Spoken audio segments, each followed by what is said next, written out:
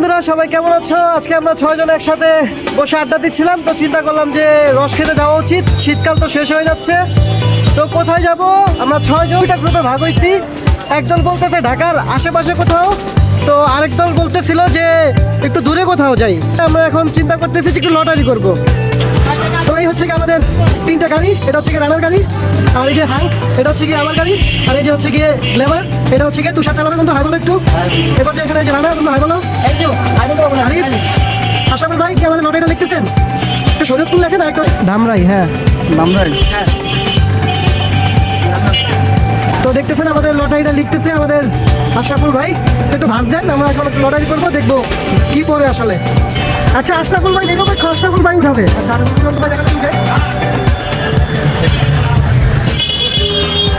শরীয়তপুর। দেখি দেখি দেখি। ও ইয়েস, আমরা এখন রেডি, প্রস্তুত যাওয়ার জন্য। চলো সবাই তাহলে আমরা রওনা দিই আল্লাহর নাম নিয়ে, ফি আমানিল্লাহ। হ্যালো বন্ধুরা, আমরা লালবাগ থেকে রওনা দিয়ে দিয়েছি। এখন আছি বাবুবাজার ব্রিজের কাছাকাছি। এই তো বাবুবাজারের কাছাকাছি আছি।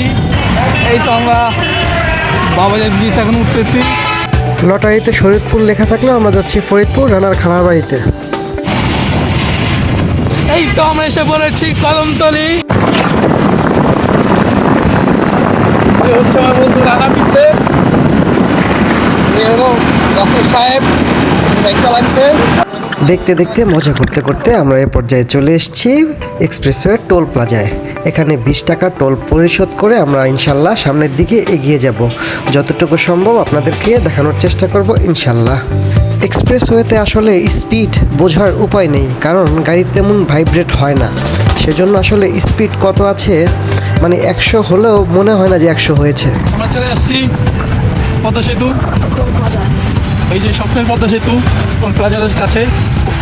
ওই যে টোল ঘরটা দেখা যাচ্ছে, এখানে টোল দিব, টোল দিয়ে পদ্মা সেতুতে চলে আসছি পদ্মা সেতু। এটা আমার বন্ধু রাখতো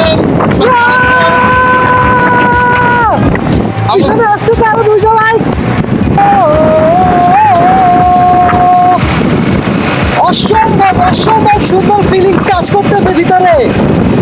এই শীতের রাতে বাইক ড্রাইভ করাটা যে এনজয় করতেছে, আসলে ট্রেনটা বাদ দিয়ে এনজয়টা খুব বেশি হচ্ছে। কি বলো বন্ধু?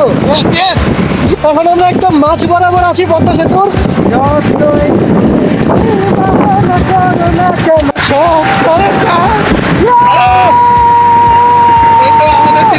চলে আসছে। দেখতে দেখতে স্বপ্নের পদ্মা সেতু পাড়ি দিয়ে দিয়েছি। আমরা এখন এপারে আছি, এগোচ্ছি, খুব দ্রুত যাওয়ার চেষ্টা করছি। আসলে রাত হয়ে গিয়েছে, একটু হয়তো বা কুয়াশা খুব বেশি পরিমাণে পড়তে পারে সেই ভয়ে। তো রাস্তার উপরে আমরা চিহ্নগুলো দেখে দেখে যাচ্ছিলাম। তো ফরিদপুরের রাস্তাটা সোজা, তো আমরা আসলে ফরিদপুরের দিকেই যাব। তো আমরা এগিয়ে যাচ্ছি। তো আলহামদুলিল্লাহ বন্ধুরা, আমরা এই যে মাত্র আসলাম, এই যে গাড়ি গ্যারেজ করলাম মাত্র। বেশ অনেকটা দূর জার্নি করে মাত্র আসলাম। সেই রওনা দিয়েছিলাম 4:30 বাজে, এখন বাজে 9:55। রাস্তায় অনেক জায়গায় দাঁড়িয়েছিলাম, তো সেজন্য বেশ অনেকটাই লেট হয়ে গেছে। তো যাই হোক, আলহামদুলিল্লাহ ফাইনালি চলে আসলাম নগরকান্দা ফরিদপুর।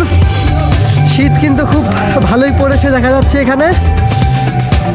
রানা বন্ধু, এই রানা বন্ধু, ফিলিংসটা কেমন বলো? বন্ধু অস্থির, বন্ধু অস্থির। কুয়াশা নাই কিন্তু, হ্যাঁ কিন্তু শীত, প্রচুর শীত। হ্যাঁ, তুষার তোমার অনুভূতিটা কেমন বন্ধু? খুব ভালো লাগতেছে, সুন্দরভাবে পৌঁছাইছি আলহামদুলিল্লাহ। এই জায়গাটার নাম প্রপার কি যেন অ্যাড্রেসটা ভাই? এই জায়গাটা কোথায়? এটা হচ্ছে কুঞ্জনগর। কুঞ্জনগর, কুঞ্জনগর বাজার। তো এই ভাইয়াটা আমাদেরকে রিসিভ করছে। ভাইয়া আসছেন? জি ভাইয়া, তোমার তমাল ভাইয়া। তো এখানে চা খাবো, গুরু দুধের চা, যেটা খেতে চাচ্ছিলাম আসলে। খুব ইন্টারেস্টিংলি পেয়ে গিয়েছি। থ্যাংক ইউ তমাল ভাই এরকম একটা চা খাওয়ার জন্য।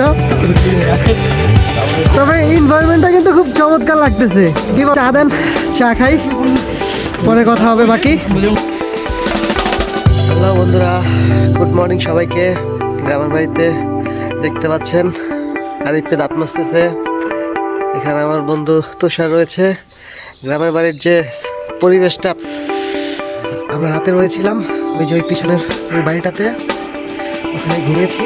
রাতে আসলে আর বেশি ভিডিও করতে পারিনি, কারণ হচ্ছে গিয়ে ভীষণ শীত করতেছিল। বাইক রাইড করে আসায় ঘুমিয়ে পড়ছিলাম সবাই। তো আজকে সকাল সকাল এখন উঠে গেছি, রস খাওয়ার জন্য যাবো ইনশাল্লাহ। যেয়ে দেখি কিসমতে আল্লাহ পাক রস রেখেছে কিনা। আমরা এগোচ্ছি, রাস্তা দিয়ে হাঁটতেছি। প্রচণ্ড শীত, প্রচণ্ড না, সহনীয় পর্যায়ে রয়েছে। তো এই দিকটা যদি দেখাই, হালকা হালকা কুয়াশাও আছে। মুখ দিয়ে ধোয়া উঠে একটু ছাড়ো, দেখা যাচ্ছে না। তো যাই হোক, তো আমরা এগোচ্ছি। আচ্ছা বন্ধু, দেশে এখন যে ফিলটা পাচ্ছ সেটা একটু অনুভূতিটা বলো। দারুণ লাগতেছে কিন্তু। সকালে আমরা কোনো সময় উঠি না, খালি এই রস খাওয়ার জন্য উঠছি। আমরা জমিদারের নাতি নাতকি, তাই না? হ্যাঁ, এটা হচ্ছে গিয়ে বাজার। রাতে এসেছিলাম, ভালোভাবে হয়তো দেখাতে পারিনি।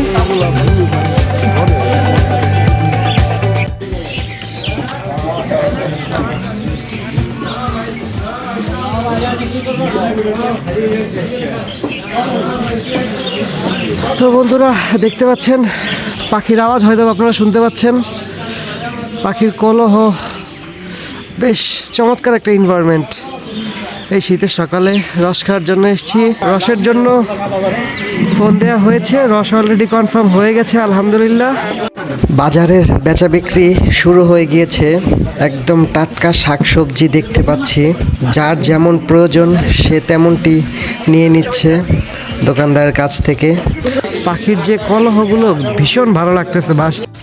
তো আলহামদুলিল্লাহ ফাইনালি যাচ্ছি এখন রস অভিযানে। আমাদের রস অভিযানের রস পাড়তেছে, দেখতে পাচ্ছেন গাছে উঠতেছে। এখন রস গাছের উপরে যে রসগুলো যেখান থেকে আসলে সংগ্রহ করে, ওই জায়গাটা বেশ সুন্দরভাবে প্রোটেক্ট করে রেখেছে, যাতে নিপা ভাইরাসের জন্য বিভিন্ন প্রাণী মুখ দিয়ে রস খাওয়ার চেষ্টা করে। তো সেক্ষেত্রে মানুষের খাওয়ার জন্য যে রসটা সংগ্রহ করে, ওই রসটা এইভাবেই প্রোটেক্ট করে রাখে, যাতে কোনো প্রাণী বা কোনো কিছুতে খেয়ে ওটাতে কোনো ভাইরাস না ছড়ায়। ও দেখতে পাচ্ছেন, আপনাদেরকে দেখানোর চেষ্টা করতেছি যতটুকু পারতেছি ইনশাল্লাহ। হ্যাঁ করেছি কলসে একটা এক্সট্রা কিন্তু নিয়ে গিয়েছিল, এখন এটা সংগ্রহ করবে এবং যেটা এক্সট্রা নিয়ে গিয়েছিল খালি কলস, সেটা এখন ওখানে দিয়ে দিবে।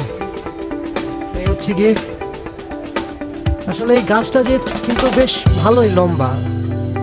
কত ফিট হবে এই গাছটা? আনুমানিক 25-30 ফিট হবে না বন্ধু? 25 ফিট বেশি হবে, 30 প্লাস হবে। তো দেখতে পাচ্ছেন এখন আমাদের নিয়ে নামতেছে রসটা।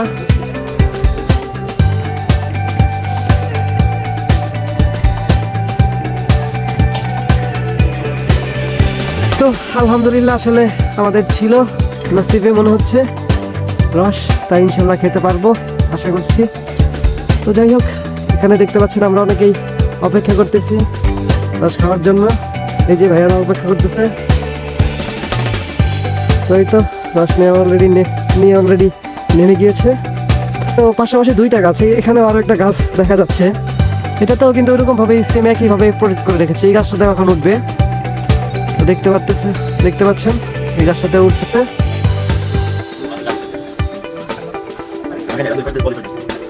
পাশাপাশি দুইটা গাছ, এই দুইটা গাছই কিন্তু প্রায় উচ্চতা একই রকম। প্রত্যেকটা গাছে এরকম ভাবে প্রোটেক্ট করে রেখেছে। আচ্ছা, এই গাছে কি আর কোনো কলস দিবে না? কলস কিন্তু নেয় নাই এক্সট্রা কোনো। ও আচ্ছা, আমি তো এটা প্রোটেক্ট করা ছিল, সেটা অলরেডি খুলে ফেলেছি। এটা হয়তো গাছের কোনো কাজ রয়েছে বাকি, তাই এখানে আর এখন কলস দেওয়া হবে না, শুধু এটা নামিয়ে নিয়ে চলে আসবে। তো এই তো আমরা আছি সবাই। আমরা সবাই আসলে উপরে তাকিয়ে দেখছিলাম কতক্ষণে উনি নিয়ে নামবে আর কতক্ষণে আমরা খাবো।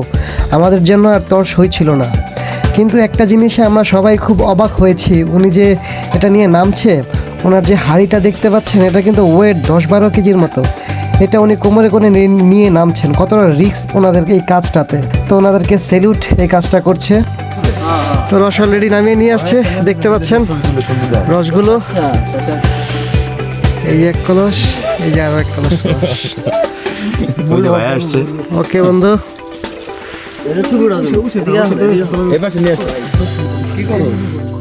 বাবা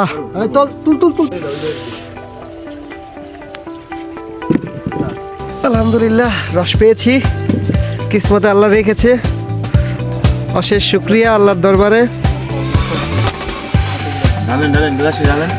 গ্লাসে নাও নাও নাও, নিয়ে নাও। ফাইনালি রস।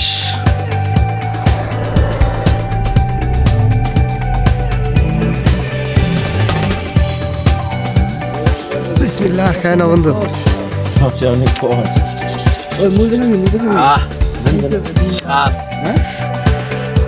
তো স্পেশাল থ্যাঙ্কস রানা এবং বড় ভাইয়া কোথায়? এই যে আমাদের আশরাফুল ভাই, অলরাউন্ডার। তারপরে এই যে ভাইয়াটার নাম জানি কি বলছিলেন কালকে? তমাল ভাইয়া। তো এই দুইটা ভাইয়া সকাল থেকে দৌড়াদৌড়ি করে আসলে আমাদেরকে এই রসের ব্যবস্থাটা করিয়ে দিয়েছে। আঙ্কেল, আপনি কত বছর ধরে এই রসের কাজ করেন? 27 বছর। এই বছর কয়টা গাছ থেকে রসের কাজ করতেছেন আপনি? 40টা গাছ। আচ্ছা আচ্ছা, চাহিদা কেমন রসের? বাজারে যাওয়া লাগে না তো? আলহামদুলিল্লাহ, মন মতো খাও। রানা বসে খাও, বসে খাও। এ পর্যায়ে রানা খাচ্ছে বন্ধু, একটু বসে খাও। কেমন বন্ধু? অস্থির। মিষ্টি কেমন? মিষ্টি আছে? তুলনামূলক সম্ভব না। গাছ থেকে মাত্র নামাইছে র জিনিসটা। হ্যাঁ, আলহামদুলিল্লাহ। আঙ্কেল আপনাকেও ধন্যবাদ ভালো জিনিসটা দেওয়ার জন্য। জিনিস খাও।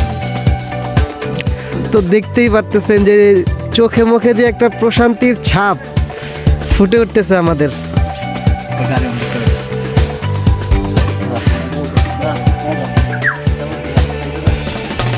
ওই যে আরেকবার দুইজন ইয়া করতেছে, কারাগারি করতেছে। তো এই হচ্ছে গিয়ে অবস্থা, কারণ আসলে তর্স হয়েছে না। যার কাছে গ্লাস যাচ্ছে, গ্লাস আসলে দুইটা, যার কাছে আসলে গ্লাস যাচ্ছে সে আর ছাড়তেছে না। তো এ পর্যায়ে একটু খেয়ে নিচ্ছে আমাদের আশরাফুল ভাই। না, আমি খাবো তো অন্যভাবে, অথেন্টিক ভাবে খাবো। হাম ডাইল নেই, হাম ডাইলের স্ট্র বানায় খেতে হবে একদম। ওইটা আমার ওইটা লাগবে, হম ডাইল লাগবে, হম ডাইল খুঁজতে হবে। এই তো পেয়ে গেছি, এটা ধুয়ে নিলেই হবে। একদম গ্রামে যেহেতু আসছি, ফিলটা পুরোপুরি নেওয়ার জন্য ছোটবেলায় যেভাবে খেতাম, ঠিক আছে, ঠিক সেভাবেই খাওয়ার চেষ্টা করব। তো হম ডাইল পেয়েছি, সেটাকে আসলে স্ট্রর মতো করে ব্যবহার করব। তো এ পর্যায়ে আমি রস খাবো। রস খাওয়ার জন্য স্ট্র নিয়েছি।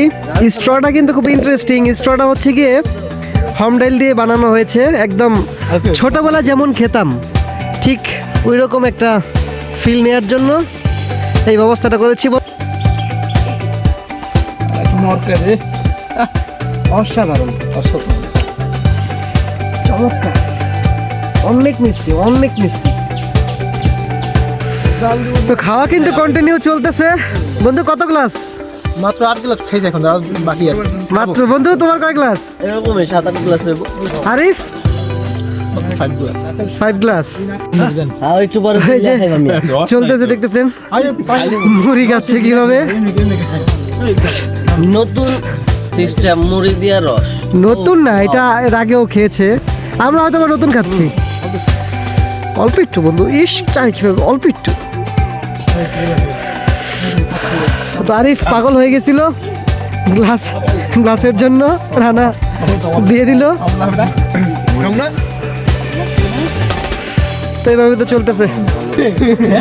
পেট খারাপ কত